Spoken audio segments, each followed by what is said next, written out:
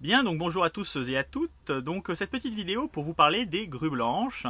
Si vous me suivez depuis quelque temps, vous avez dû entendre parler des grues blanches, qui est le titre de mon prochain roman. Titre un petit peu énigmatique peut-être, mais qui est inspiré d'un poème avare. Donc un poème peu connu chez nous, mais très connu dans le Caucase. Un poème dont je laisse d'ailleurs le suspense planer, quant à la signification et à la symbolique. Mais tout cela pour dire donc que ce roman a encore une fois un titre inspiré d'un poème, c'est assez récurrent dans mes ouvrages. C'était le cas d'ailleurs de Partir c'est mourir un peu, qui était mon premier roman, d'Abyssinia également. Mais effectivement donc là un roman avec un titre inspiré d'un poème. Un poème dont un extrait d'ailleurs figure en avant-propos du roman. Alors, Les Grues Blanches a pas mal cheminé, puisque c'est un roman que j'avais commencé autour du mois de décembre, et que j'ai terminé voici 2-3 semaines à peu près. Enfin, terminé l'écriture et les premières corrections, on va dire. Et j'attendais donc avec impatience l'épreuve de ce roman, donc l'épreuve papier, pour pouvoir juger un petit peu de la maquette, de la couverture, des petits changements, des petits ajustements à faire, et puis procéder à une énième correction, puisque corriger sur papier, c'est quand même plus confortable que sur un écran. Donc j'ai reçu la maquette aujourd'hui, et donc j'ai l'insigne honneur de pouvoir vous la présenter, pouvoir vous la montrer, telle que je la conçois, puisque je n'ai pas prévu de faire de gros changements à cette couverture. Donc il y aura quelques petits ajustements, des petits ajustements. J'ai aussi prévu de retravailler un peu la quatrième de couverture en fonction de quelques retours que j'ai pu avoir, constructifs. Donc on verra un petit peu comment on pourra harmoniser ça. Il y a quelques petits ajustements nécessaires, mais enfin, globalement, je vais garder la couverture telle qu'elle. Donc une couverture assez peut-être différente de coutume. Déjà, j'ai choisi de privilégier le rouge. Jusqu'à maintenant, c'était plutôt une tendance portée sur le bleu, à part Abyssinia, qui faisait exception. Mais voilà, retour au rouge, normal, pour un roman qui se déroule en Union soviétique. Police d'écriture un petit peu différente là aussi, une police beaucoup plus carrée, beaucoup plus monolithique. Molotte, voilà, c'est la police Molotte, une police assez adaptée à l'écriture, on va dire, soviétique, là encore une fois, russe, soviétique. Et puis, une photo que j'ai choisi de centrer, à l'inverse des photographies que j'avais mises pas en pleine page, mais on va dire à un tiers de page sur mes précédents romans, en particulier sur Partir c'est mourir un peu, ou alors des graphismes que j'avais mis sur pleine page, pour le coup, comme dans Roussalki. Là, je suis parti sur une photo centrée. Ça fait un peu plus peut-être universitaire, académique, mais je trouvais que ça convenait bien quand même à l'aspect, à l'idée de mon roman, comme je disais, inspiré de faits réels, assez proche d'ailleurs des faits réels, un côté aussi assez historique. Pour le coup, on est vraiment dans un roman qui a les pieds vraiment dans l'histoire, donc je trouvais que ça convenait bien. Et puis il y avait un côté, voilà, document, trace que je trouvais approprié, voilà, je trouvais approprié de mettre la photo vraiment en centrage comme ça, même si ça fait un peu plus académique. Je trouvais que c'était préférable. Et puis ça évite aussi les problèmes de décalage un peu intempestif qu'Amazon commet parfois lorsque la photo va trop près du dos. Et bien parfois la photo déborde, ce qui est très très frustrant. Donc, ça arrive surtout sur les couvertures qu'on fait intégralement, parce qu'en fait Amazon permet de faire soit que la première de couverture, soit l'intégralité de la couverture. Et quand on fait l'intégralité de la couverture, eh bien, comme leur calculateur il est à mon avis en pouces, vous voyez, eh bien, comme la conversion se fait en millimètres, il va y avoir des petits décalages intempestifs. Et donc, si on est vraiment ric-rac, eh bien, ça peut parfois passer sur le dos, ce qui est vraiment frustrant quand on a un dos uniforme, comme c'est le cas ici. Vous voyez, un dos uniforme. Donc ça évite que la photo puisse déborder sur le côté, là, comme ça. Vous voyez, c'est très moche après. Donc j'ai choisi effectivement de faire ce centrage aussi pour cette raison. Donc des raisons techniques, des raisons esthétiques. Et une couverture donc assez, voilà, avec des inscriptions, des écritures beaucoup plus marquées, avec toujours bien sûr la référence à l'auto-édition en couverture. Je ne le fais pas systématiquement, mais en général, voilà, quand la couverture s'y prête, je le fais. C'est vrai que dans Abyssinia, je l'avais pas fait parce que j'avais pas l'emplacement pour pouvoir mettre des inscriptions, on sent que ça fasse moche. Donc là, j'ai choisi vraiment de mettre des inscriptions enfin de préciser auto-édition, hein, j'ai trouvé que c'était très approprié. J'essaye toujours de faire une référence à l'auto-édition, à ce mode éditorial qu'il faut promouvoir.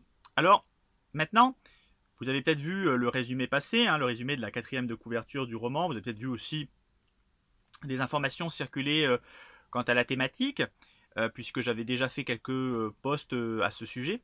Donc, Les Grues Blanches, c'est un roman historique, on pourrait dire de guerre aussi, qui se déroule donc dans la ville de Simferopol, durant les années 1941-1944. Donc Simferopol, qui était la capitale de la Crimée, hein, donc une république autonome soviétique à l'époque, et qui est donc occupée par les Allemands à partir de novembre 1941, donc les troupes nazies et roumaines, puisque les Roumains donc, sont alliés des Allemands à ce moment-là, donc entrent dans Simferopol, qu'ils vont occuper. Hein. Ils vont y installer notamment 2 camps de concentration, donc le camp de la ferme Krasny, du nom donc de la ferme Krasny, qui était une grande ferme avicole située non loin de Simferopol, et le camp du champ des pommes de terre, puisque le camp va occuper en fait un espace où il y avait des champs de pommes de terre, tout simplement, et donc on va l'appeler le camp des champs de pommes de terre, en français. Donc Simferopol donc, va devenir un lieu des exactions allemandes et roumaines, hein, et des milliers d'individus donc vont être évidemment assassinés dans ces camps, et pas uniquement d'ailleurs, hein, puisque Simferopol va aussi devenir le siège de la Gestapo et le siège d'un certain nombre de groupuscules SS qui vont donc commettre des exactions dans cette ville. En même temps, Simferopol va également devenir un haut lieu de la résistance, donc les partisans, hein, des partisans, c'est ainsi qu'on nomme les résistants sur le front de l'Est. Donc ça va devenir un haut lieu de la résistance avec des mouvements qui vont se créer en ville, donc notamment des mouvements cheminots dans les usines également, des mouvements jeunesse, de la jeunesse aussi, notamment issus du Komsomol, qui est l'organisation de la jeunesse soviétique, hein, et des mouvements vont s'organiser également dans les forêts alentours, puisque les environs de Simferopol sont montagneux et forestiers, donc idéaux hein, pour organiser des maquis. Donc des milliers hein, de personnes vont s'engager dans les maquis des environs de Simferopol, et dans les organisations aussi qui agissent en ville, hein, main dans la main bien sûr avec les organisations forestières, hein, puisque en forêt on ne trouve pas forcément tout ce que l'on veut, donc les médicaments notamment, des vivres sont acheminés depuis la ville vers ces organisations forestières qui elles réceptionnent par exemple des armements depuis le continent, hein, depuis l'URSS hein, qui achemine donc par vol de nuit à la fois de l'armement, des militaires également pour entraîner les maquisards sur place. Hein. Voilà, donc toute une organisation se met en place au nez et à la barbe donc de l'occupant nazi et roumain. Et également aussi de leurs sbires tatars, hein, puisque les Tatars de Crimée vont avoir des positions un peu ambiguës. Certains vont rejoindre bien sûr les mouvements de la résistance, d'autres vont qui militent pour un État tatar indépendant, veulent s'appuyer sur le Troisième Reich pour obtenir cette indépendance. Donc il va y avoir des mouvements comme ça un peu contradictoires. Donc ce roman aborde, à travers le parcours d'un héros fictif, donc Félix Boyno, aborde cette histoire en quelque sorte, hein, cette histoire de la résistance à Simferopol durant les 900 et quelques jours d'occupation nazie, donc de novembre 1941 à avril 1944. Donc l'idée effectivement c'était de pouvoir traiter de façon assez large le sujet, d'où la nécessité de prendre un personnage fictif. Je m'étais notamment interrogé en fait sur le personnage que j'allais prendre, parce que quand j'ai découvert en fait l'idée du projet, l'idée du roman, c'était lorsque je travaillais sur mon encyclopédie des peintres russes et soviétiques, donc dont le volume 1 est sorti en décembre dernier.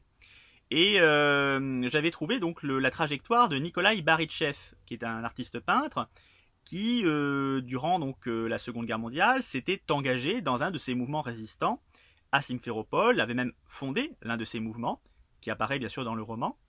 Et je m'étais dit, tiens, pourquoi ne pas écrire un roman sur sa trajectoire? Et puis c'était assez compliqué, assez compliqué parce que les sources n'étaient pas forcément très larges sur le sujet. Même en russe, hein, même du côté soviétique, il n'y avait pas forcément beaucoup de sources, c'était compliqué. Le personnage n'était pas forcément assez, je dirais, décrit, travaillé. C'était compliqué de pouvoir faire un... C'était compliqué de pouvoir travailler sur ce personnage avec si peu de sources, parce que moi, quand je prends un personnage réel, j'aime bien quand je peux coller quand même au plus près du personnage. Donc si je dois en faire un héros, c'est bien d'avoir un maximum d'informations pour pouvoir éviter de le trahir de trop. Quand c'est un personnage voilà, marginal, bon, on peut se permettre d'avoir peu d'éléments. Mais quand on en fait un personnage, un protagoniste principal, c'est difficile de ne pas avoir plus d'éléments dessus. Donc j'avais pas grand chose. Donc je me suis dit, il va falloir que j'élargisse. Et donc j'ai choisi de prendre un héros fictif qui me permet d'aborder plus largement tous les mouvements de résistance. Et pas uniquement d'ailleurs celui de Nikolai Barytchev. Donc on va cheminer comme ça dans toutes les organisations, enfin toutes, pas toutes, mais un certain nombre d'organisations représentatives de la résistance de Simferopol, sachant donc que pour composer cet ouvrage, eh bien, je me suis appuyé sur des sources, comme pour partir c'est mourir un peu, hein, sur des sources primaires essentiellement, à savoir les témoignages, les souvenirs, les mémoires des principaux protagonistes, et aussi des documents historiques conservés, hein, que ce soit des photos, que ce soit des coupures parfois de journaux, des choses comme cela. Je me suis appuyé donc sur ça pour pouvoir écrire ce roman. Donc voilà, on va dire que le roman colle au plus près des faits historiques, autant que faire se peut, sachant que quand on écrit un roman, eh bien c'est un peu comme, moi je compare toujours l'écriture d'un roman historique à la reconstitution des dinosaures de Jurassic Park, c'est-à-dire qu'il y a une base, une ADN conservée, donc c'est les faits historiques, hein, c'est ce qui est avéré, c'est ce que l'on peut trouver dans les archives, donc tout ça on le récupère, vous voyez, mais il y a toujours plein de trous. Et donc il faut combler, il faut boucher les trous de l'ADN avec l'ADN manquante. Hein. Voilà, il faut les boucher. Et donc on ne prend pas de l'ADN de grenouille comme pour faire des dinosaures, mais on va aller chercher bien dans notre imagination hein, pour essayer de combler ces trous. Et donc oui, il y a des faits réels, il y a des faits authentiques, mais il faut faire des aménagements, à la fois parce qu'il y a des sources qui manquent, bien sûr, et aussi parce que écrire un roman, ça nécessite de créer une vraie histoire, d'avoir une narration un peu plus fluide que dans un récit historique classique. Donc je me suis aussi démené pour faire quelques aménagements.